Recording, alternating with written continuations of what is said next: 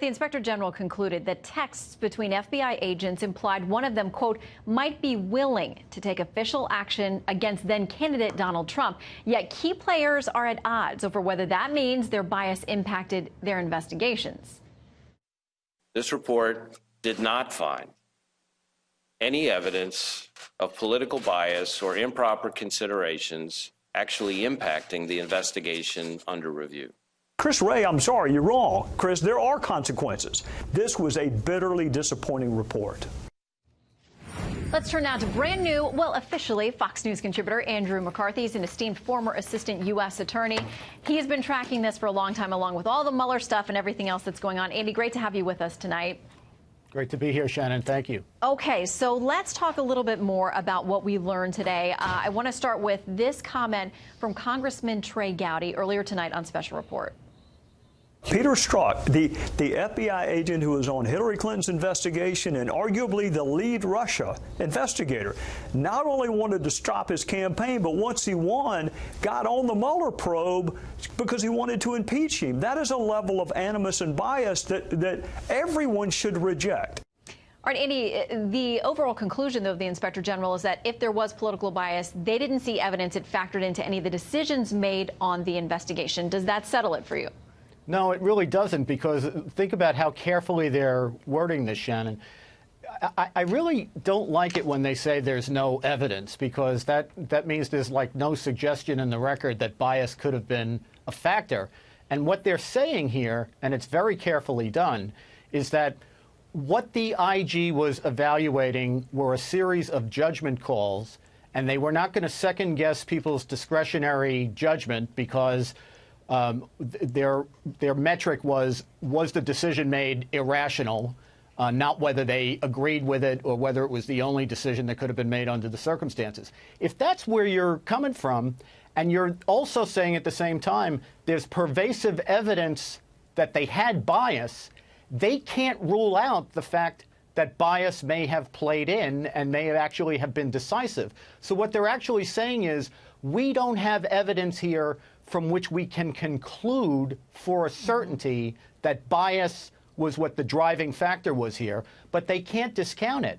And for them to continue to say there's no evidence that bias played a role here is just preposterous. That's not what the report says. Well, it feels a little bit like the day that James Comey, then FBI director, came out and outlined this entire case of what had happened with Hillary Clinton, and then at the end said, but there's nothing prosecutable here.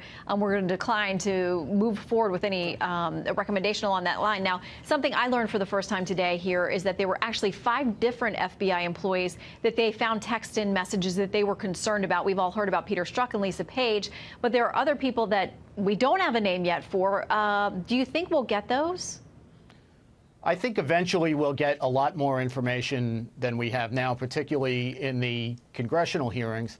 And I think where we'll end up getting a lot of information, Shannon, is when we get the other half of the story. I mean, if you think about what happened here, the FBI, and this is evident from the text messages of Strzok and Page, they considered the Clinton emails investigation and the Trump-Russia investigation as a single continuum, to the point that when Cruz dropped out of the race and it was clear that Trump was going to be the nominee, the first thing that these two say is, in reacting to Trump being the nominee, man, we got to get this Hillary Clinton emails investigation done. It means it ratchets up the pressure to end mid-year exam, which is what they call this.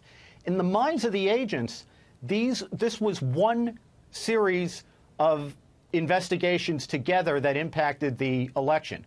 And the reason this is important is you can look at all of the different decisions that got weighed by Inspector General Horowitz and look at them in the isolation of the Clinton emails case and say, yeah, you know, that looks reasonable. Maybe that's reasonable. Might not have been what I have done, but okay.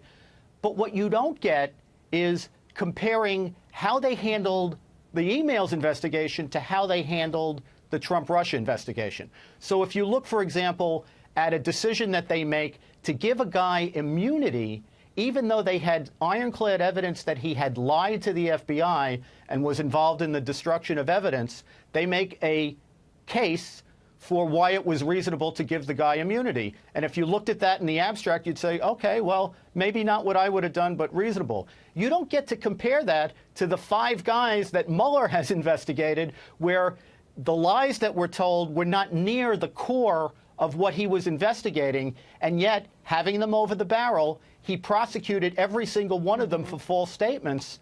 And got them to cooperate in that fashion. Yeah, a lot of people putting these side by side have those same questions tonight. Andy, thank you for your excellent analysis, always. Thanks, Shannon.